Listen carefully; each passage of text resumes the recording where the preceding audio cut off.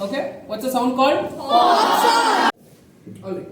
So now, what is this acid, everybody? So we should be take care while you are dealing with acid. That's what I am using this cloth. Okay. Now let me add this sulfuric acid into this conical flask. What we call this flask? Conical flask. At least add a few drops of sulfuric acid into this conical flask. Yes, sir.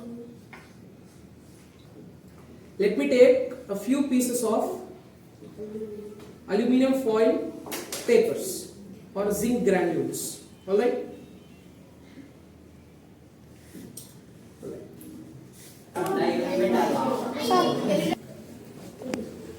So now everybody, if you can see that here, whatever the zinc granules that I am adding in the that I have added in the sulfuric acid, it starts reacting. Can you able to see that form? Can you able to see, everybody? Yes, sir. Now, after a few seconds, you can see that there will be a gas that will be releasing out of it. So what we call that gas? Hydrogen. Let's write it up.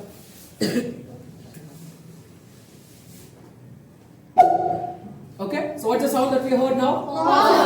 So whenever an acid reacts with a metal, which gas is releasing? And whenever a base that is reacting with metal, which gas is releasing? Hydrogen. So no matter what, whether it's an acid or a base, it burns with which sound? So that means it is indicating which gas is releasing? Hydrogen.